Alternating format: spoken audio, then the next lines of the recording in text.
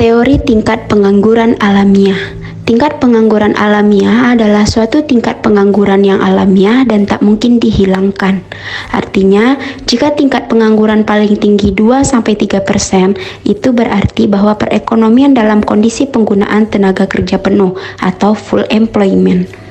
Menurut Badan Pusat Statistik atau BPS, dalam indikator ketenagakerjaan, pengangguran merupakan penduduk yang tidak bekerja tetapi sedang mencari pekerjaan atau sedang mempersiapkan suatu usaha baru, atau penduduk yang tidak mencari pekerjaan karena sudah diterima bekerja tetapi belum mulai bekerja.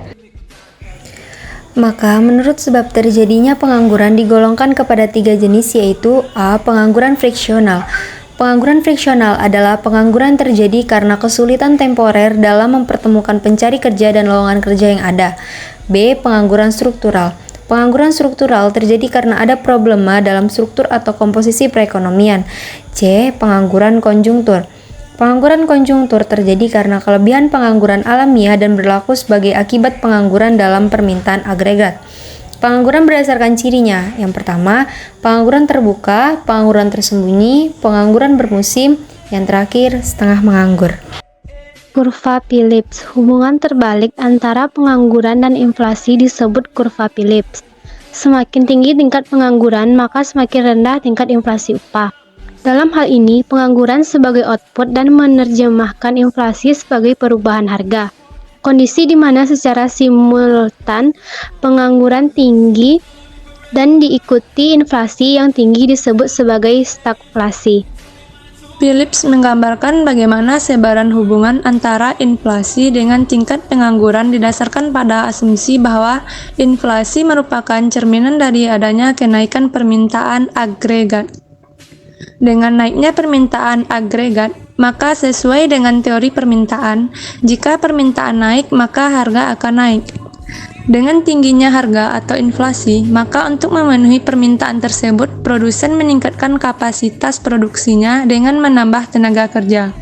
Atau asumsinya tenaga kerja yang merupakan satu-satunya input yang dapat meningkatkan output. Akibat dari peningkatan permintaan tenaga kerja, maka dengan naiknya harga-harga atau inflasi, pengangguran berkurang.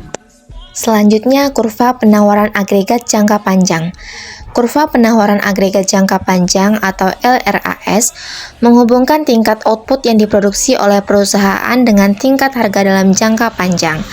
Tingkat kesempatan kerja alamiah terjadi ketika upah real mengalami penyesuaian panjang jumlah tenaga kerja yang diminta sama dengan jumlah tenaga kerja yang ditawarkan. Ketika suatu perekonomian mencapai tingkat lapangan kerja alamiahnya, seperti yang ditunjukkan pada panel A, pada perpotongan kurva permintaan dan penawaran tenaga kerja, maka perekonomian tersebut mencapai output potensialnya, seperti yang ditunjukkan pada panel B dengan penawaran agregat vertikal jangka panjang, kurva LRAS di YP.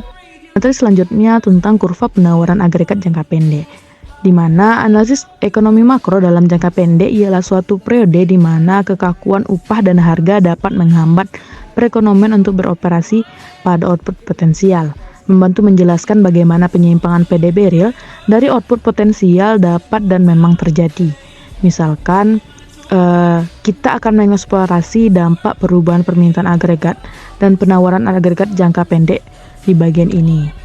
Pada gambar berikut bisa kita lihat yang mana pada gambar 22.7 ini menurunkan kurva penawaran agregat jangka pendek. Pada gambar tersebut, perekonomian ditunjukkan di sini berada dalam keseimbangan jangka panjang, yang mana terletak pada perpotongan AD1 dengan kurva penawaran agregat jangka panjang. Nah, jika permintaan agregat meningkat hingga garis AD2 dalam jangka pendek, maka PDB real dan tingkat harga itu akan meningkat. Jika permintaan agregat ini turun hingga AD3 dalam jangka pendek, maka PDB real dan tingkat harga itu akan turun.